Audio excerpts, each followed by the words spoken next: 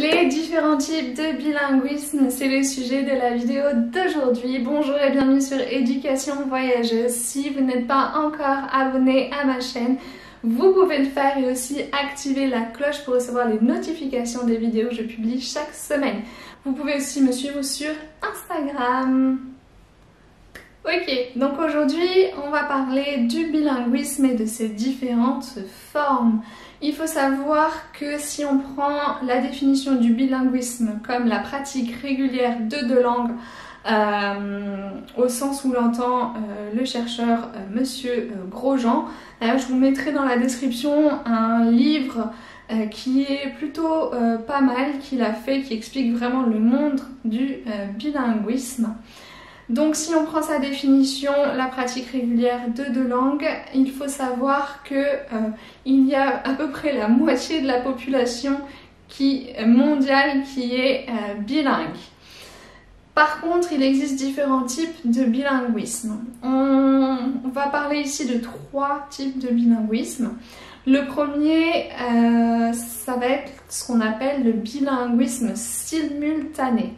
C'est le cas des enfants qui vont développer en même temps la langue 1 et la langue 2.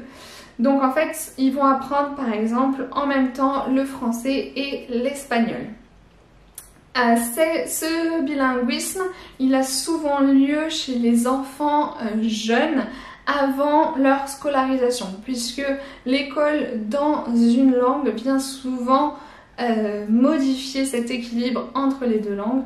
Donc le bilinguisme simultané, ça va être le cas par exemple si on a un parent qui parle une langue, un autre parent qui parle une autre langue, à condition bien sûr que l'enfant passe autant de temps avec un parent que l'autre.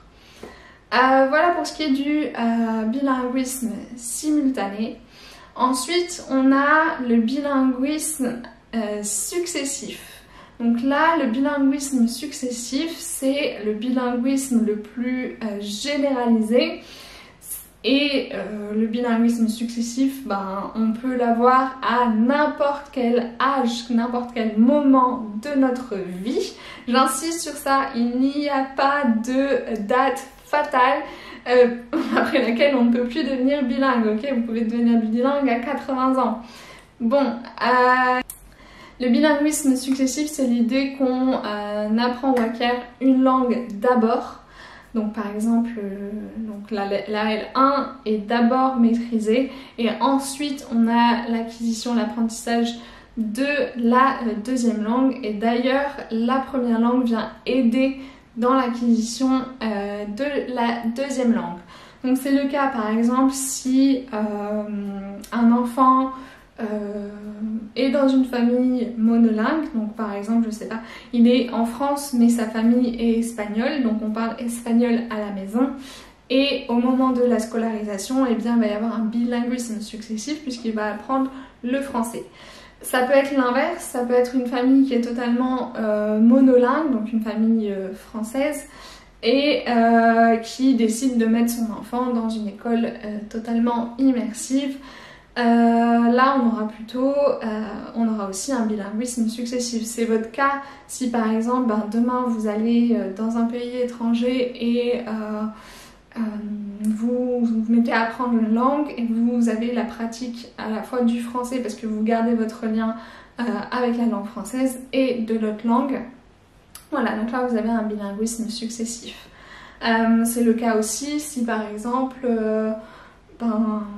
je sais pas, vous mettez en colocation ou vous êtes en H24 ou vous travaillez pour une boîte étrangère, voilà, vous allez avoir un bilinguisme successif.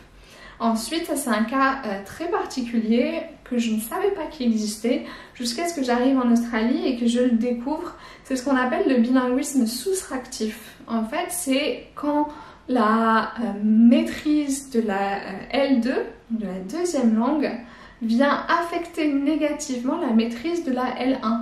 En gros, c'est quand on devient tellement bilingue qu'on en oublie sa langue maternelle. Et en fait, je pensais pas que c'était possible. Moi, je me disais, on est natif de telle langue, c'est pour la vie. Eh bien, pas forcément. Moi j'avais le cas en Australie d'une dame qui, ça faisait 25 ans qu'elle était française, hein, mais ça faisait 25 ans qu'elle était en Australie. Sa fille, elle lui avait transmis, mais sa fille avait refusé d'apprendre le français. Et en fait, elle avait tellement peu de contact avec le français que, eh bien, elle en oubliait son français.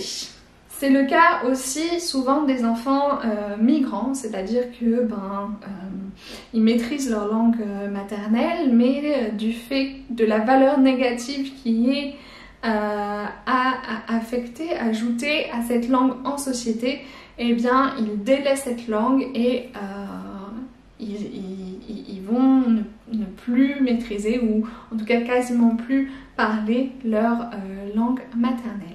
Voilà pour ce qui est des 3 types de bilinguisme. Je ne sais pas si vous avez des exemples, si vous-même vous êtes bilingue, quel type de bilinguisme vous avez. Je vous laisse mettre des commentaires, faire des remarques. N'hésitez pas, moi je vous dis merci, à bientôt.